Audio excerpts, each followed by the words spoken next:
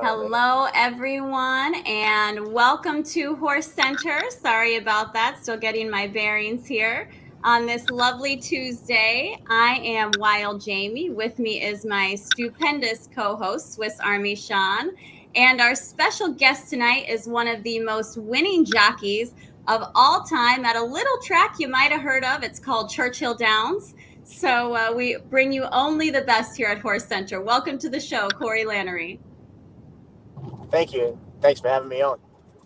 Thanks so much for being here. We know you're super busy. Corey actually is just coming back from the airport where he had to pick up his daughter, who is also very successful at her thing, which is dancing. She just got back from the world's competition where they placed third. So congrats to Britlin. Yep, she did great. Her whole team did great, and very proud of her. They had two dances that qualified for Worlds, and one of them made it through to the finals, and they were third. So that was pretty impressive.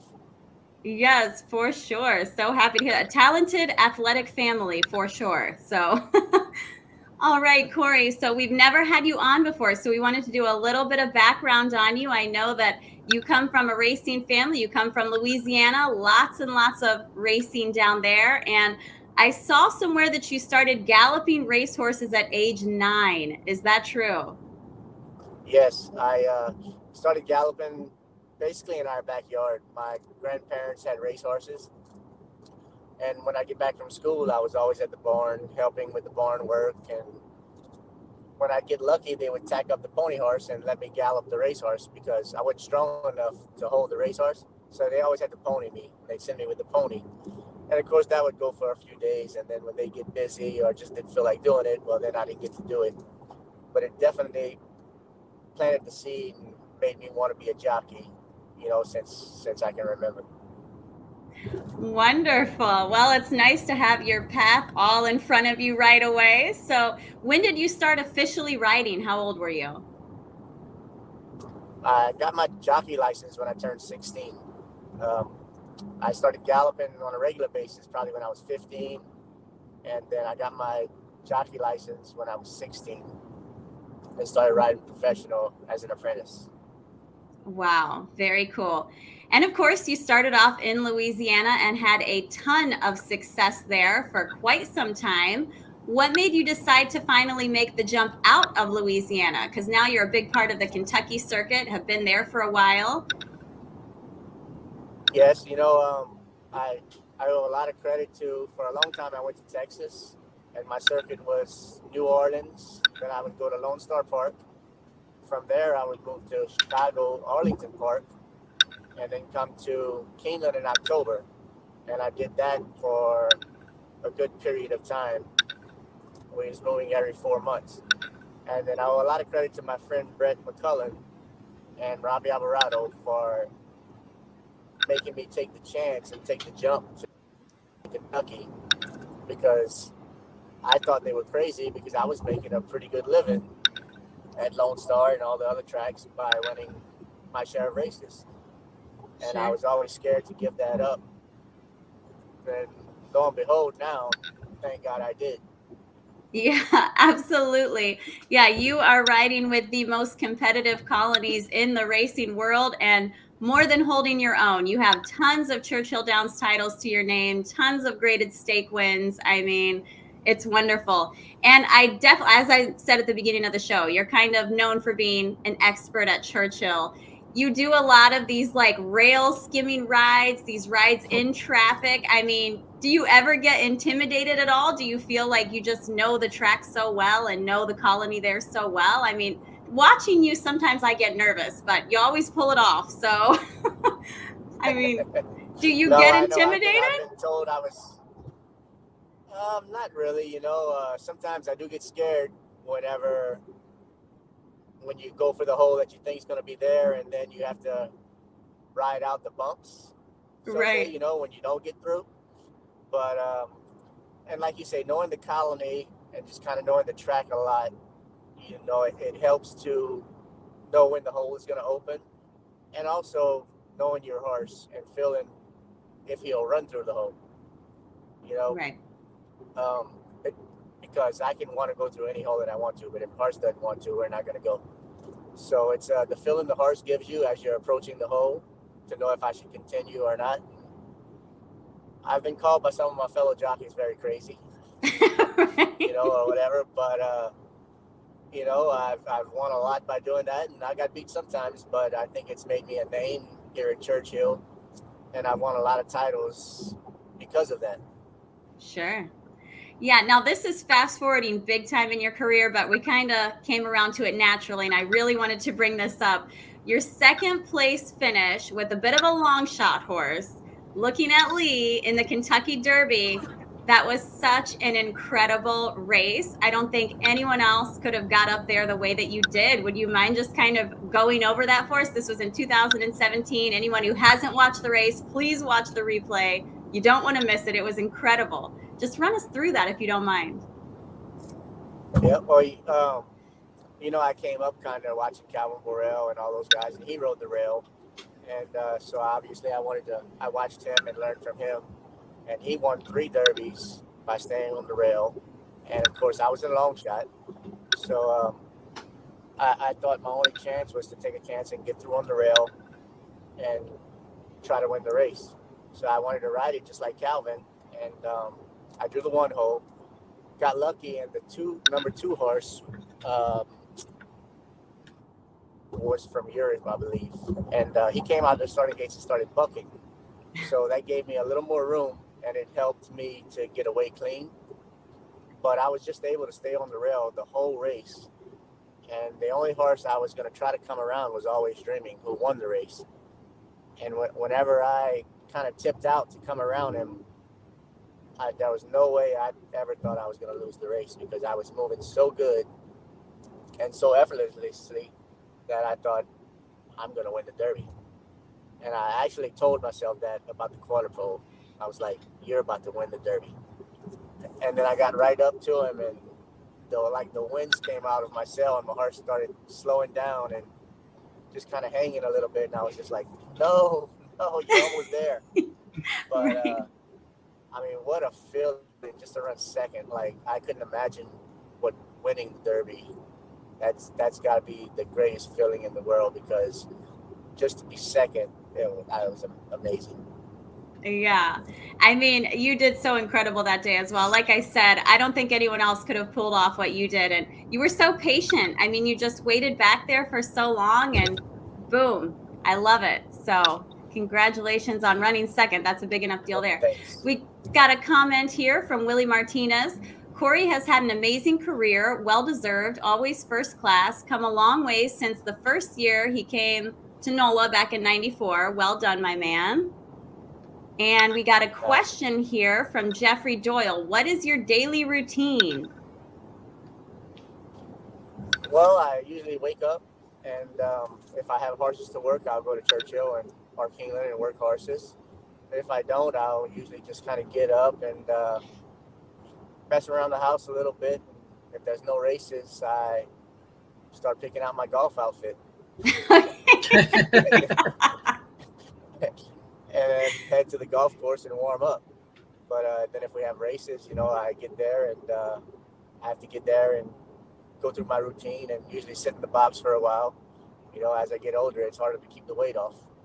So we know all about that. Routine, and then I read the racing form and get the scratches, and then kind of go over the form again, watch some replays, and then just get ready to ride.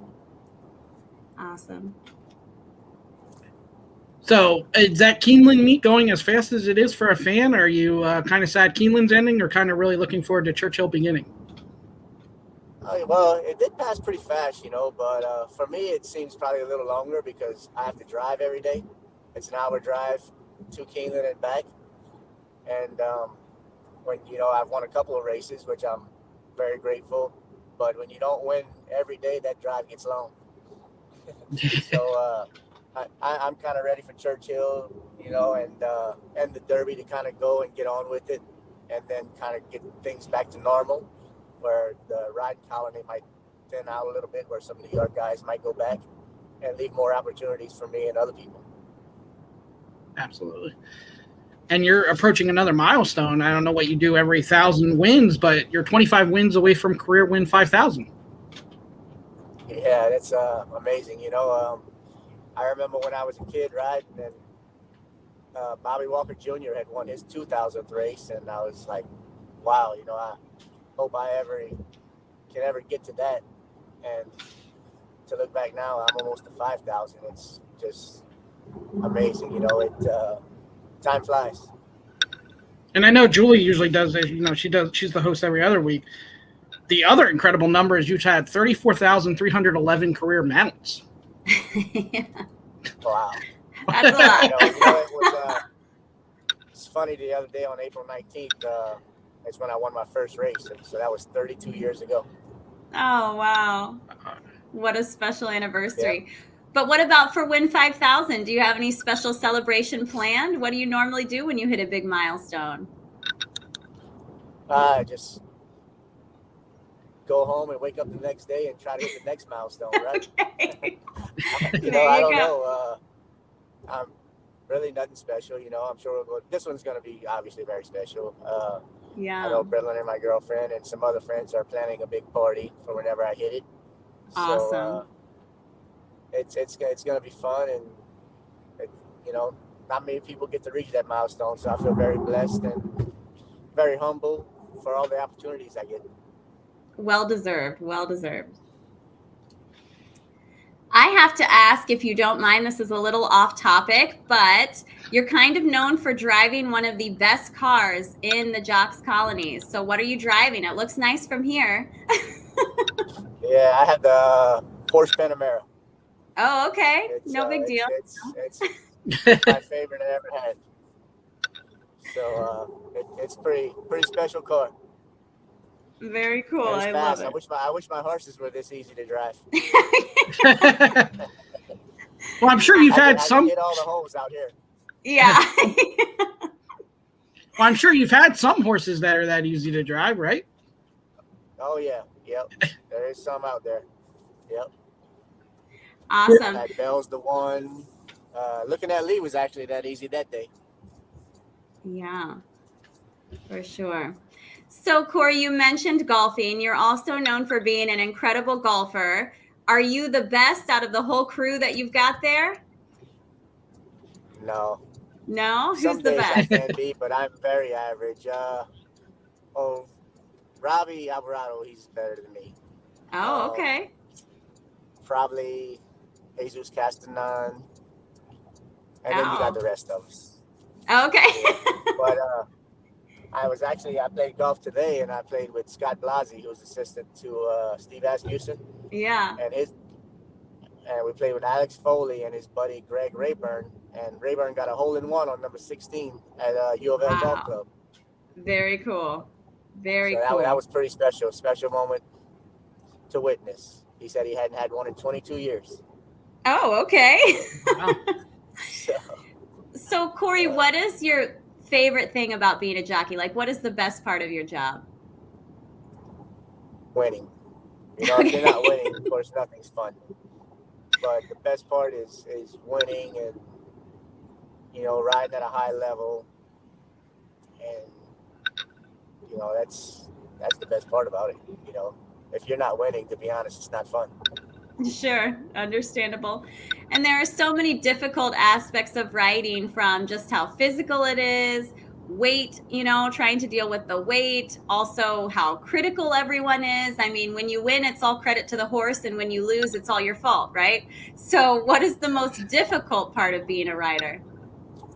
That's probably the most hard part is the defeat, and so much depression in it, because if you lose 80% of the time, you're doing great. Right. Yeah. At a 20% weight clip. So the hard part is to be able to leave the racetrack and try to leave your job at the racetrack and come home to your family with a clear head and a clear mind and be in a good mood. Yeah.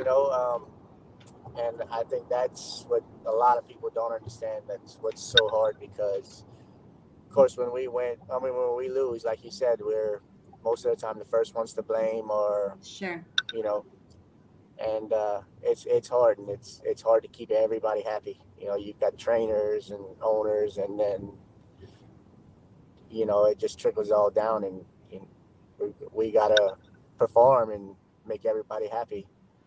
And when we Right. lose, we gotta make them like that we lost. Right. And, It's and a over the lot of years pressure.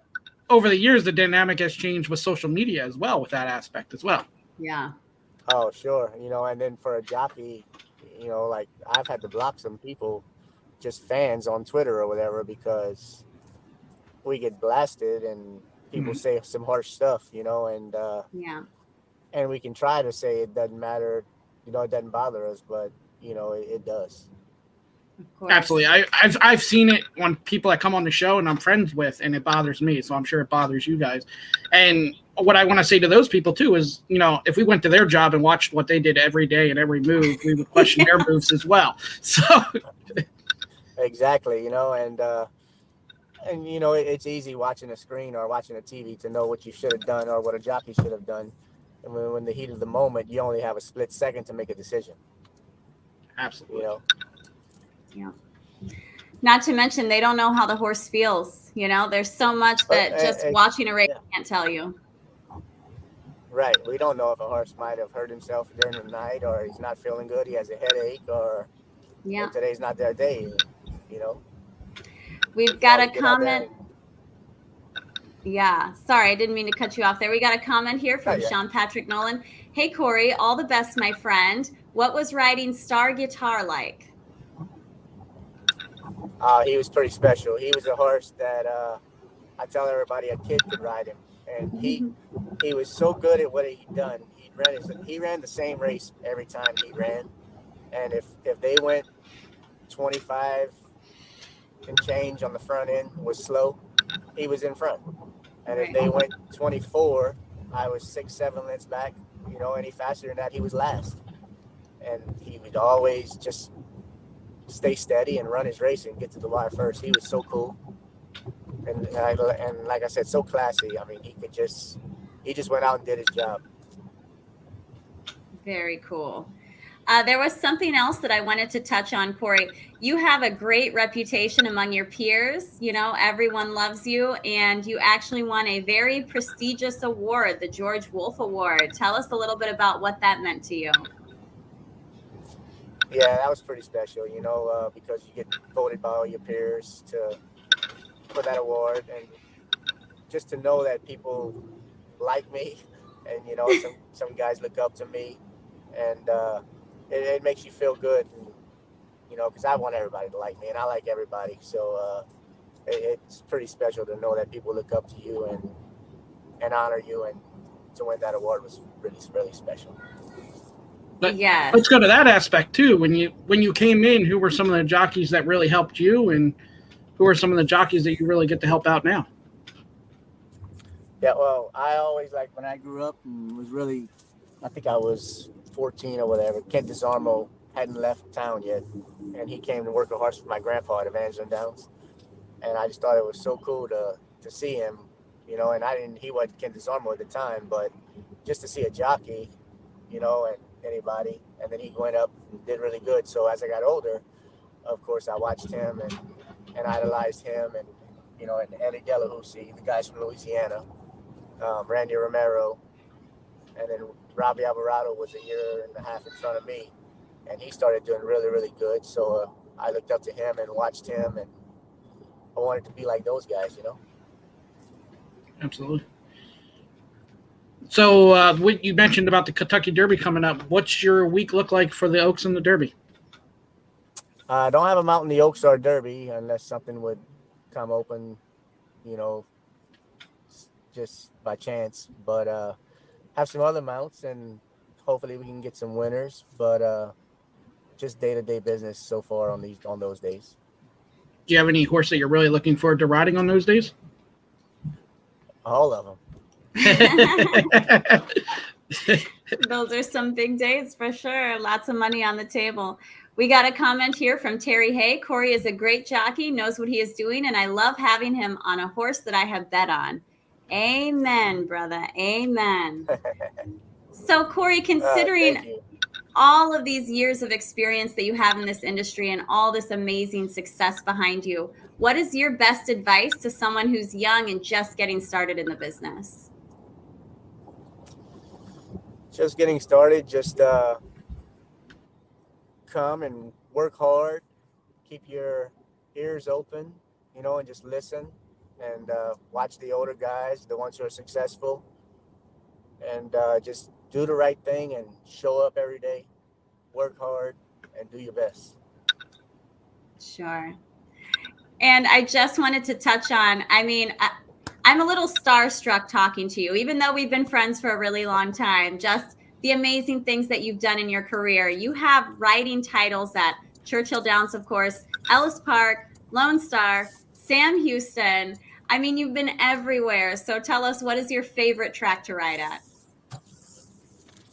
I would have to say Churchill, just because of the prestigious of Churchill, and I've had 19 riding titles there, so it's a pretty special place to ride at, and with the jockey colony that is there, it it was not an easy thing to do, so it makes me Sure. feel good about myself that I was leading rider there, and all the guys I rode with, and I'm just very comfortable there, knowing where I'm at on the racetrack, and everything.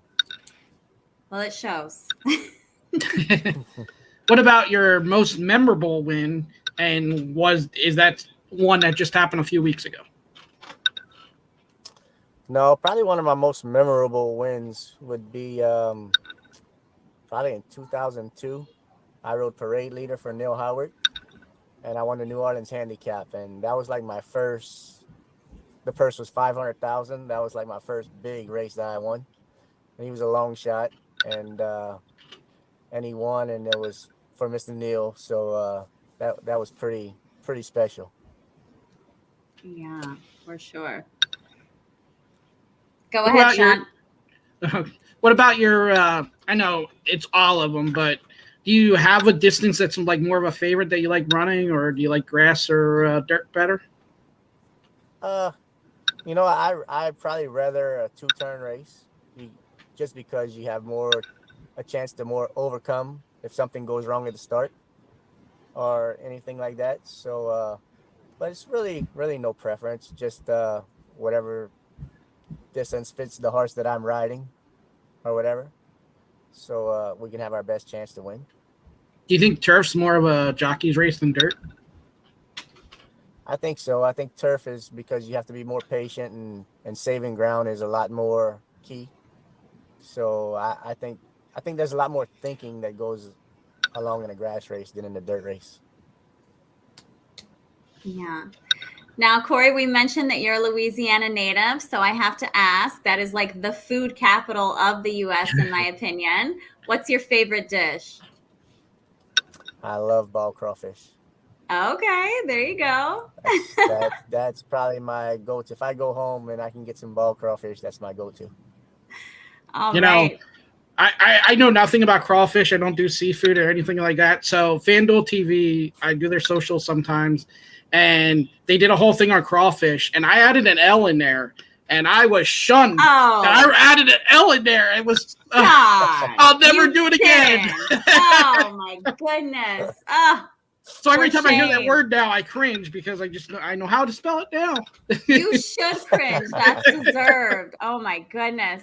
We've got a great question from Mary Jo Mancheski. I hope I said that right. What is the toughest race and or thing that you've had to overcome?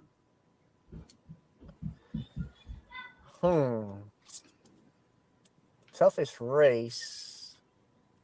Well, I know the toughest race I had to overcome is a horse I got beat. It was Motom in the Louisiana Derby, I think, for Tom Amos, and he ripped me a new one, and all I could say was I'm sorry, and I just wanted to crawl under a rock. So that was so just, oh man, that was a terrible moment in horse racing. Yep. And then probably the worst thing I've ever had to overcome is losing my wife. Of course. That was the hardest thing ever, and having to move on with life. Of course. Yeah. And we're so sorry for your loss. Chantel was such a wonderful part of the racing community, well respected by everyone. I mean, you guys were absolutely a real power couple, and, what a difficult thing to deal with. And that actually kind of brings us back to a race that you won not too long ago, really kind of a full circle moment where you won her memorial race at Fairgrounds right before the end of the meet there. I mean, how special was that for you? Yeah, that was awesome. To win that race in her name, and all my family was there, and Bretland even flew in for that race, so it was Awesome. pretty special. And I won it for Tom Amos. There you go. Really comes full circle. Yeah. Full circle, yeah. Yeah. And I do just want to shout out, I mean, you're an awesome dad, Corey. I went down there to Fairgrounds not too long ago, and Britlin was there around. She's just gorgeous. She is so sweet. Like, you must be so proud as a dad. You're doing a wonderful job. So hats off to you. And hi, Britlin. We're, so happy to see you there, kind of in the background, peeking around. No, I'm pretty lucky. She's a pretty special kid. So I appreciate her, and she helps me out a lot, probably more than I help her. Well, there you go. Then she's a lot like her mama. Oh, very much. Very cool. All right, Sean, you got anything else? We don't want to keep him too long here. We're already at almost half an hour. Well, I know he's into golf. Anything else you do with your free time besides golf and horse racing? And I know there's not much free time after that in family. Yeah, no, not a whole lot after that. Just kind of hang out or play golf. I do want to start playing pickleball. I heard that's pretty fun. That's the new thing, man. Everybody's getting into that. I know. Everywhere you go, you see pickleball now. Well, the other one is, and you're at golf, a lot of people are playing this, the Frisbee golf thing, too. I've never done that. I've seen people play it, but I've never done that. Yeah. It's crazy. I don't know. It looks weird to me. I'm not sure about that one. I'm more likely to try pickleball than Frisbee golf. Then the last question I'll end with is, we said you're 25 away from 5,000. So what's kind of your goal before you're done? Going for 6? At first, my goal was 5,000, and then I was maybe going to call it quits. But then I was having too much fun in New Orleans this year. So I said, I'm going to go at least another year, maybe 2. I don't know. As long as it's going good, why quit, right? Amen. So what else can I do? And I can tell you we're having fun because I did some interviews of the jockeys outside the Fairgrounds Jocks room, and you got so many votes for like biggest prankster, best dress. Like, you're very popular in the Jocks room there. I'll say that. And Deshaun Parker was hilarious because every single answer he gave was you. I'm like, really? Corey again? The only one was, he said, but the smartest. I'm the smartest, but Corey wins everything else. I was like, okay. Well, then that's not my last question, then. If you're the best prankster, what's the best prank you've ever done? Oh, man, I can't say this on here. Sure you can. We have no warning on here. It's just YouTube. That's great. I don't know. We've guessed a lot of guys' weight. I don't know. Probably, I think I got a baby Ruth, and I wet it and put it on my fingers, and I chased Joe Bravo around the room, and he thought it was something else. Oh my goodness. Okay. Yeah, that's pretty good. That's pretty good. And I can see Joe. I actually touched him, put it on his shoulder, and after I did, he didn't know if he wanted to cry, hit me, or what to do. Joe's been on the show too. We'll have to have him back on now, Sean, and ask him about this incident. See, he was on. He was on when I wasn't on. He was on when I was on vacation last year. So Ty Kennedy made that happen. So yeah, for sure. Yeah. Awesome. All right, you got anything else, Sean? No, that's it. And appreciate Corey coming on, and we'll definitely have to do it again. Yes, thank you so much for coming on, Corey. We know that you are a very busy man, so we really, really appreciate you. And good luck this summer. We cannot wait to see you hit that 5,000 win milestone. It's right around the corner, so we will definitely be sure to celebrate with you in that. Thank you so much. All right. Well, you have a good night, and good night, Britlin. Y'all too. Good talk. Thanks. Oh, I kind of cut him off a little bit there. Oops, my bad. Oh, wow. He is so cool. My goodness. I just love watching his incredible success. Like, oh, it's unbelievable the things that he can do on a horse and how far he's come in his career. It's like, I don't know. He says he has 1 or 2 years left. I bet he has more than that because he looks like he's still having the time of his life and that he's absolutely killing it. He's not showing any signs of slowing down whatsoever. So I think we'll be seeing Corey for a lot longer, but that's just my guess. Yeah, honestly, when I asked the question, I thought more than a year or two. But 6,000 wins was going to kind of be really hard to get to, so I didn't think that. But yeah, I didn't know that he was actually considering. I think that he will make it to 6,000. I don't know. Anything could happen, but I mean, he's at the top of his game. He's absolutely killing it. I can see 6,000 easily. So time will tell. We'll see who's right? Yeah, absolutely. As long as he retires on his own terms, that's all what matters. Yes, exactly. And he'll be able to figure that out on, how far he wants to go. Yeah. As long as he wants to keep buying those Porsches, it might be a few more years, right? Yeah, definitely. Awesome. All right. Well, what else have we got going on, Sean? So tomorrow we'll have another veteran jockey that's had quite a bit of success, David Cohen. Yes, very excited about that show also. We've got a great week. My goodness. We make our jobs easy for ourselves. We get to talk to really cool people. I mean, this is great. And if only we could do this full time. Then pay attention to next week because we do have Ed Meyer from the announcer from Belterra. I want to say Beulah, and then Jamie comes out of her seat and goes, yeah, I'm like, wait, what? Belterra. He was also a placing official at Turfway, and he's been in the business for a while. And then Tuesday and Wednesday I have left open. We're going to try to get Kentucky Derby jockeys or trainers for Tuesday and Wednesday. Yes. We will see. So just pay attention to our socials, Horse Race Today. The number 2, Facebook, TikTok, Instagram, and Twitter. You took the words right out of my mouth. We've got another great comment here from Terry Hay. I look forward to the HRT team coming to Northern California and going to Golden Gate Fields. Put it on your calendar, Terry. It's happening. It's happening for me anyways. For Sean, it might take a few months to get there, but we'll see him when he gets there. Yeah, definitely. Awesome. All right. Well, everyone, as Sean said, please like, follow, subscribe. We've got all kinds of fun things in the works.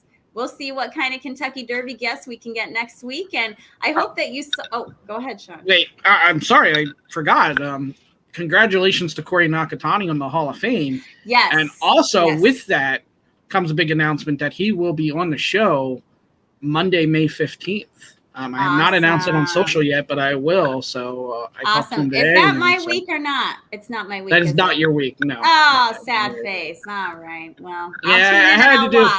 We had an opening closer, and he was just nominated to the Hall of Fame. So it makes sense.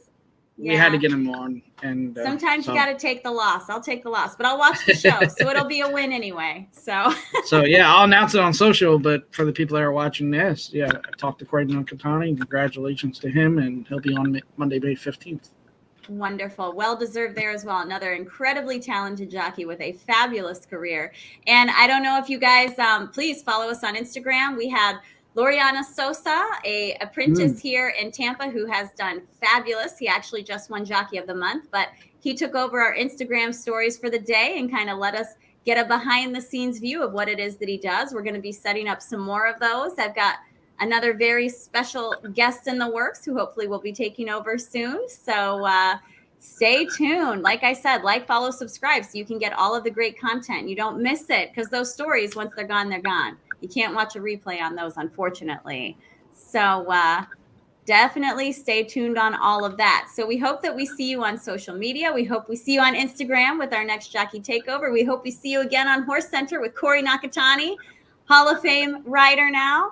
But no matter what, we know we will see you in the Winner's Circle. Winner's Circle. Good night, everyone.